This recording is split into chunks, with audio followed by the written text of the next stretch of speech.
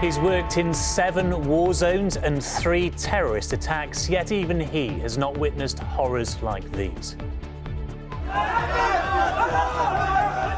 If the suffering in Gaza has ever made you want to look away, well, tonight we speak to the British doctor begging the world to watch and act.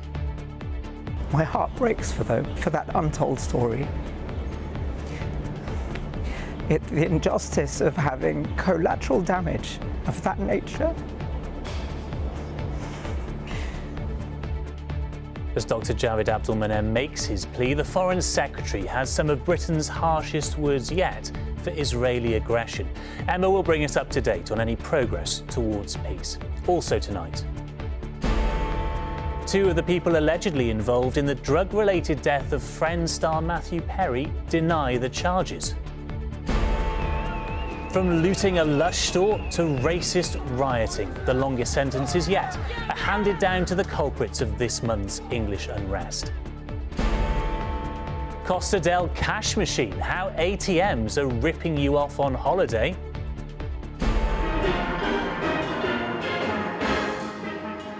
And the unmistakable drumbeat of Notting Hill Carnival as the Steels begin to sound ahead of next weekend.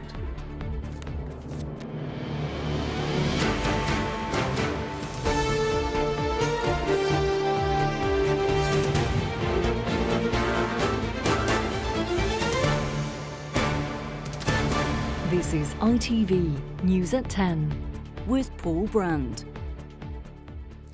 Good evening. However quickly a ceasefire in Gaza comes, and there are only faint hopes tonight that it will come at all, it will not be soon enough for the wounded and the dying and those trying to save their lives.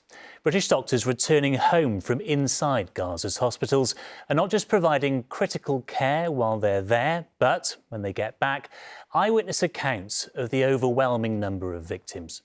Dr. Javed Abdulmonem is one of them. He gave up his NHS job last year to work full-time for Médecins Sans Frontières. He's seen his share of horror in other conflict zones, as well as the 7/7 attacks in London. Yet he told us he has never seen so many seriously injured people day after relentless day. Dr. Abdulmonem is just back from Nasser Hospital in Khan Yunis, one of the few in Gaza still just managing to function. His account of what he experienced is, as you might expect, upsetting. Strain is too much. We need it to stop. This is the end. There is nowhere else to go if Nasser has to close, and we are at breaking point. For 2 months, Dr. Javed Abdulmonem witnessed the chaotic flow of casualties through Nasser Hospital's emergency room. I'd worked in Syria, I'd worked in Iraq, I've worked in Sudan, I worked in Ukraine, Tigray wars. This is my 7th war. But mass casualties on this scale, on this frequency of civilians is entirely new to me and unique. On the 8th of June, 2 days after he arrived in Gaza, the rescue by Israeli forces of 4 hostages who'd been held captive by Hamas made international headlines. But at hospitals including Nasser Medical Centre, casualties from the operation, some of them children, were flooding in. The mass casualty that day was hundreds of people. And one was a young girl, burnt head to toe. I remember seeing her in the garden when our counsellor was doing a puppet show. And she's a tiny child in stiff dressings like this, watching this puppet show. And my heart breaks for that untold story. The injustice of having collateral damage of that nature.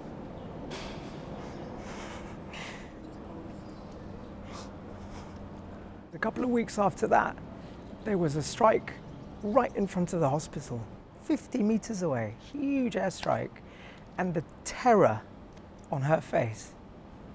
And that's going to stay with her for life. The sheer mass of civilians injured and killed by relentless Israeli airstrikes is like nothing he's ever seen before. I was working through the Westminster Bridge and London Bridge and 7/7 terror attack. 7/7 was something that came close. You know, there were several explosions, there were many hospitals, but that's one instance in 20 years. I had 4 bigger instances in 9 days. The Gaza Health Ministry says the number of people killed in the conflict has now reached more than 40,000. From what Dr. Javid saw and filmed while he was there, he believes the true figure is much higher. I really want the world to guard against the normalisation of that. It's not normal. It's not normal. It's not acceptable.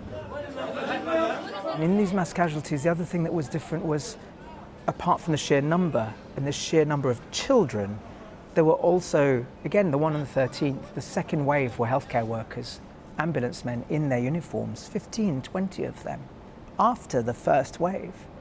What does that mean? Have they been hit? Have they been attacked? Well, they've been injured. And while international journalists can't enter Gaza to verify firsthand what is happening, Dr. Javid's calling on the Prime Minister to intervene and stop the killing. When will enough be enough? There is no more to say. It's happening in front of everybody. We're all watching.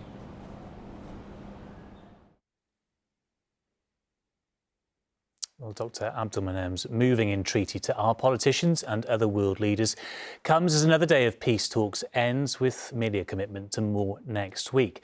Our Foreign Secretary, David Lammy, who's in the Middle East, said he hopes they are on the cusp of a deal, but he's condemned what he called the widespread rampage of Israeli settlers in the West Bank, which left one Palestinian dead and threatens to widen the conflict. Emboldened by the Israeli offensive in Gaza and the fact that several government ministers are also settlers, more than 100 extremists went on the rampage in the Palestinian village of Jeet. Here, a surveillance camera shows one of them dousing a couch on the veranda of a house. His accomplice then lights it. One Palestinian family just managed to escape their burning home, while elsewhere a 23-year-old man was shot dead. Residents claim that help in the form of the Israeli army was a long time coming. I called them myself and I said, "Where are you? For 2 hours we've been under attack and nobody has come," said this man. The Israeli Prime Minister took the rare step of strongly condemning what happened, not least because at a tense time increasing settler violence is yet another destabilising threat. The UK's Foreign Secretary, who's been here today, added his voice to the chorus of international condemnation. The widespread rampage and chasing of people from their homes is abhorrent. While the West Bank is a forgotten front line, Lebanon is very much on people's minds, which may be why today the militant group Hezbollah released this video. It showcases what appears to be a vast tunnel network from which the group is prepared to fire guided missiles at all of Israel. The tunnel system is apparently well kitted out and cavernous. The chambers that have been dug are big enough to accommodate not just motorbikes, but lorries. So there's a lot riding on a Gaza ceasefire, but in its absence, a shifting battleground has again had people on the move. This family cut things close and endured a terrifying getaway with the war hot on their heels. They just managed to flee with their lives and 3 mattresses.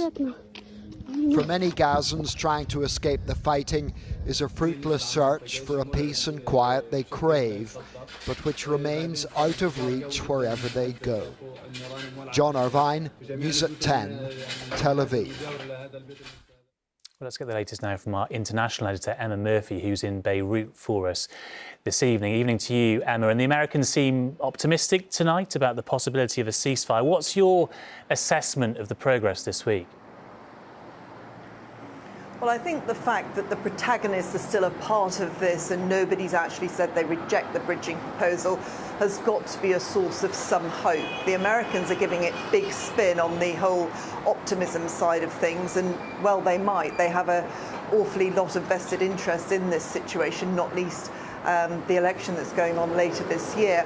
Speaking to those who are associated with the talks but not in the American camp, the feeling I get in private discussions is that there is a genuine sense of optimism, that they do share the American position, but there is a very long way to go. And President Biden himself said he didn't want to speak too much about it. He felt they were close, but he didn't want to jinx the situation. Now, of course, the problem is that over the coming days, they've got to try and bridge all the different gaps and keep everybody on board. At the moment, there are big differences between where Hamas stands and where Israel stands, and that is going to be the real challenge, to try and bring those positions of difference closer together. Yeah, and then in this complicated situation, Emma, we've got in the background to these talks the constant threat of retaliation from Iran and Hezbollah. Is there any sense of optimism that the ceasefire might reduce that threat? I don't know whether it's optimism as much as a hope that it might. There are sources tonight suggesting that perhaps both Iran and Hezbollah may be willing to hold off until this next round of talks has been completed, to see where that gets to. But on the other hand, speaking to a source very close to Hezbollah today, we were told that they were completely prepared for war. Their weaponry was in place, so was their personnel, and they had never been this prepared since the last war against Israel in 2006. OK, Emma from Beirut, thanks very much. I'm sure we'll speak to you again about all of this next week. Two other news now, and the woman labelled the ketamine queen, who is suspected of supplying the drug to the Friends actor Matthew Perry, has denied the 9 charges against her. The American-British dual national, Jasveen Sangha, will remain in custody until her trial in October. She is said to have been a key figure in a network that included 2 unscrupulous doctors. The investigation into Matthew Perry's death last October has exposed an extraordinary underworld of alleged dealers and corrupt doctors in what at first appeared to be an accident. Agent 23, Rescue 23, MS 9 on the radio, respond to the drowning. But investigators tracked the providers of the ketamine that killed Perry and have now charged 5 individuals, including 2 doctors. Prosecutors say it was a network of the corrupt and the greedy who saw Perry as an easy target. When clinic doctors refused to increase his dosage, he turned to unscrupulous doctors who saw Perry as a way to make quick money. This is the batch of ketamine that killed the actor, but the lawyer for one of the doctors has rejected the prosecutor's narrative. While the U.S. attorney may disagree with Dr. Plasencia's medical judgment, there was nothing criminal at the time, and more importantly, the ketamine that was involved in Mr. Perry's passing was not related to Dr. Plasencia. It was provided by another party sometime later. Matthew Perry was a troubled star of the hit show Friends, a role that turned him into an international celebrity. I want people to understand that they're not alone. And the actor sometimes spoke about his off-screen demons and his attempt to help others. The best thing about me, bar none, is if somebody comes up to me and says, I can't stop drinking, can you help me? I can say yes and follow up and do it. That's the best thing. When I die, I don't want Friends to be the first thing that's mentioned. I want that to be the first thing that's mentioned. And I'm going to live the rest of my life proving that. Court papers revealed that in his final hours, Perry was asking his assistant, shoot me up with a big one, before heading to his hot tub. In court, 2 of the defendants pleaded not guilty, 3 guilty. But for many observers, it is the role of the doctors that is particularly shocking. The doctors being involved, to me, is what is so astounding. Most doctors would never do this. They take this oath to do no harm. They go into the field to help people. And this conduct is so far from their oath that it's just particularly offensive. The death of Perry led to an outpouring of grief from his fans. And now we know that his final hours involved a desperate search for ever greater doses of the ketamine that would kill him. Robert Moore, News at 10, Washington. Well, back here, the longest sentence yet arising from the recent far-right riots has been handed down to a man who tried to drag 3 Romanian men from their car in Hull a fortnight ago. David Wilkinson got 6 years after admitting a string of offences. On the same night in Blackpool, Roger Hayward led a mob through the streets of the town in a rampage of what the judge called mindless, drunken thuggery. He got 30 months. Don't tell me what I can and can't do. Roger Hayward was at the forefront of violent confrontations in Blackpool. Within my right to do that. While holidaymakers in the town enjoyed the summer sunshine, he was warning police they were outnumbered by protesters. Later, the 41-year-old in an England football shirt was seen attacking a security guard in a shopping centre who was trying to keep the mob out of a sports store. No, I'm not threatening violence. Shut up. When Hayward was arrested, he refused to get into the police van and kicked out at officers. Today, he was jailed for 30 months for 2 counts of assaulting emergency workers and for violent disorder. My children and your children are suffering because what you're allowing to happen in our country. The judge said he'd usurped the Southport murders for mindless, drunken thuggery. The law-abiding people of this country as a whole, and those directly involved in the tragic events in Southport in particular, will be bewildered and revolted that you somehow decided to treat those events as a pretext for what you did. Everyone must understand that if you engage in this sort of mob violence, you will receive significant punishment. David Wilkinson was jailed for 6 years after pleading guilty to various offences in Hull, including attacking 3 Romanian men in a car. The mob which surrounded the vehicle also included John Honey, wearing a distinctive St George's Cross shirt. Today he was jailed for 4.5 years. He was also pictured looting stores in the city and was so heavily featured on social media that his sentencing was delayed after claims he asked a prison probation officer if he wanted his autograph. Mother of 5, Lisa Bishop, was jailed for 26 months after pleading guilty to violent disorder in Bristol, while Jamie Easterbrook was given a 20-month sentence. Video footage showed him trying to grab an officer's body camera during disturbances in the city. Zach Baker, who was also seen taunting Bristol police, was sentenced to 28 months. His behaviour was described as vile and disgusting. So far, more than 1,100 people have been arrested nationwide following the violent protests, with 677 charged. Ian Woods, News at 10. The outrage felt across India at the rape and murder of a trainee doctor within a hospital is only growing. Tomorrow, all hospital services in the country, apart from A&E, will be shutting down. Today, in its big cities, thousands of people have gone on marches to protest, not just at the doctor's death, but at rising sexual violence against women.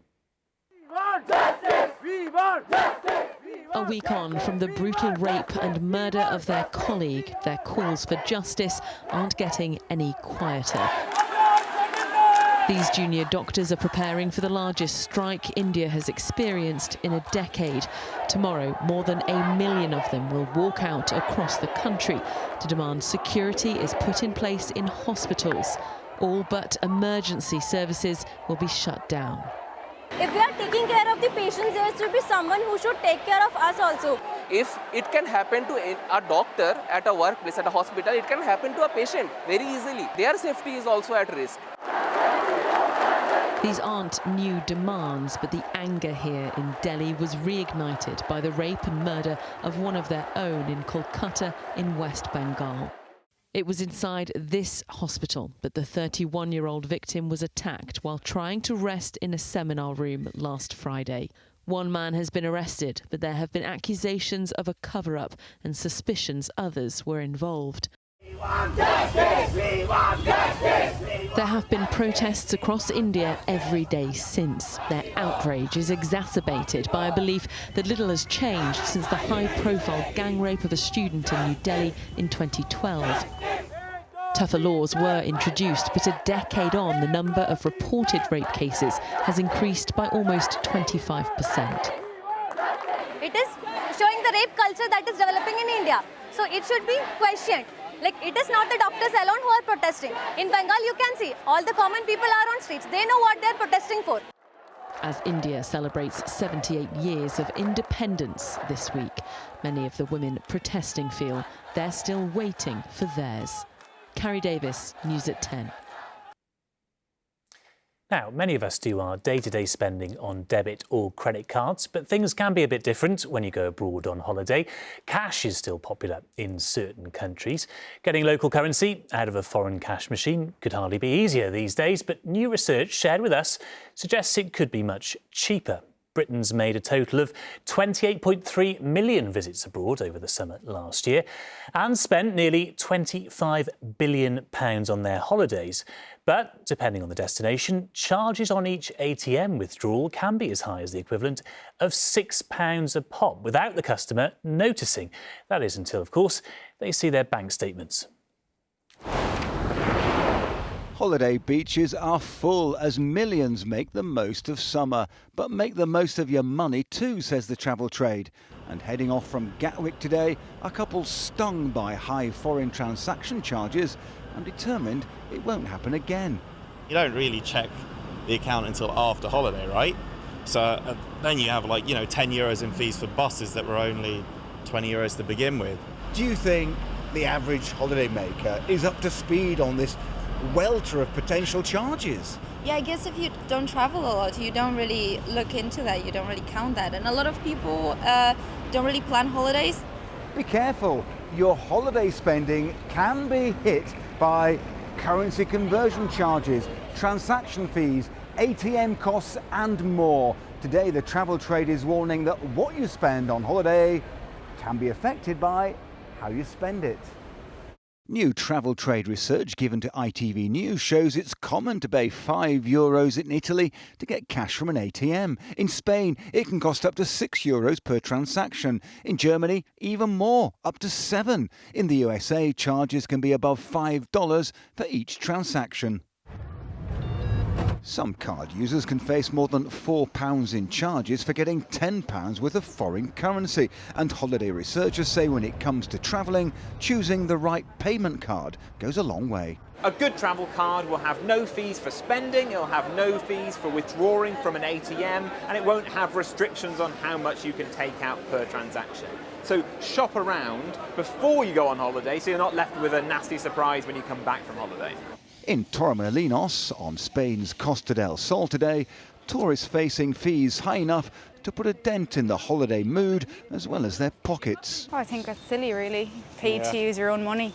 I took €200 out of the bank machine yesterday and I got charged €3.60 to take it out. Experts say a bit of currency and a carefully selected payment card can be just the right travel companions this summer. Chris Choi, News at 10. And holidaymakers could soon be able to visit North Korea again if you really fancy it. Don't all rush at once. The currency there, incidentally, is the won. One city in the north of the communist state will reopen in December, 5 years after the borders closed to stop the spread of COVID. Chinese travel agencies across that border say Samjeon has 4 things going for it in the winter: no crowds, skiing, ice sculptures and low prices. What's not to like, apart from the obvious? Now, important nature sites that protect our wildlife are themselves in need of protection from the effects of drought. It is the biggest threat such sites face, according to a network of local wildlife charities. Yes, pollution is a threat, so too non-native species of plants and animals, but investment to help nature adapt to a shortage of water is vital, the Wildlife Trust say. Even though it's summer, after a heavy night of rain, these ponds in Herefordshire should be full. So this is a very urgent issue. As you can see, it was very wet last night and currently it is very dry. Conservationists say our nature reserves are under severe threat from all angles, but for the first time, drought has been identified as their biggest risk. Dry conditions cause more water to be drawn from rivers. Here is how we sort of test for invertebrate life in the rivers. In the Lug near Hereford, wildlife officers are testing the unusually low waters for evidence of a struggling ecosystem. So we're trying to re-wet the land, so through different land management practices, so like introducing cattle and creating scrapes, ponds, wetlands. We're trying to keep the moisture on the land itself to try and reduce the risk of it drying up and then releasing carbon into the atmosphere. A drought in the summer of 2022 led to widespread hosepipe bans, as well as damaging wildfires like this one in Suffolk. The UK's wildlife trusts are calling for more urgent action. We'd like to see government placing much more emphasis on adapting to climate change. So we have a whole renewed programme of work on net zero and reducing emissions, but we're not seeing as much emphasis, certainly over the last 5 years, on adapting to the effects of climate change. Driven to the brink of extinction, pine martens are now being caught on camera on the Welsh side of the Wye Valley after travelling over from the Forest of Dean. We've set up a sort of camera track grid system. These elusive creatures appear to be thriving since being reintroduced, but heat stress can leave them unable to reproduce. They play a really important role in sort of balancing our ecosystem, making sure that one species doesn't get abundant and start sort of damaging things. So we're adding another of our missing pieces to our ecosystems to ensure that the forest is as healthy and resilient as it can be in the face of all the challenges of climate change. Despite their careful protection, the UK's nature reserves are vulnerable. Our meandering rivers, ancient woodlands and babbling brooks might look like they've been there forever, but conservationists say they need our help to survive. Rhys Williams, News at 10, the Wye Valley. Beautiful scenery there. The Premier League was back tonight and Manchester United had a winning beginning to their season. They left it late though. New signing Joshua Zirkzee only got the final goal against Fulham in the 87th minute. Finally, in the 6 decades of London's Notting Hill Carnival, the focus has always been on celebrating African Caribbean culture through music.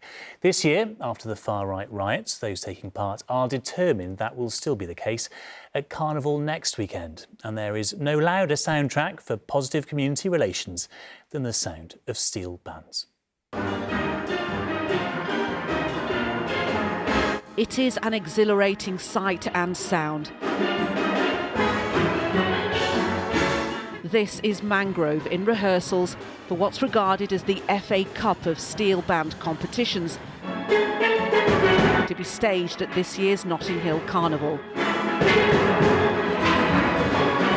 All volunteers who over the years come straight from work or school and college, multicultural and all ages, to celebrate an art form that originated in the Caribbean but is a crucial cultural link for these British musicians.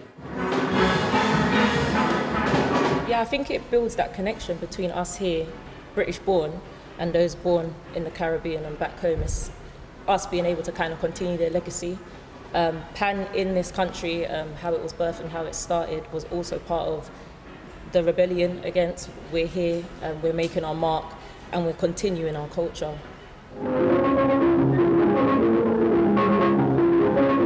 In 1951, the Trinidad All-Steel Percussion Orchestra was invited to the UK to perform at the Festival of Britain, the first steel band to play here. The Windrush generation kept the sounds of calypso going. In the decades since, and in the wake of racial tensions in the area, the Notting Hill Carnival has elevated the sound of the steel pan and the contribution of immigrant communities.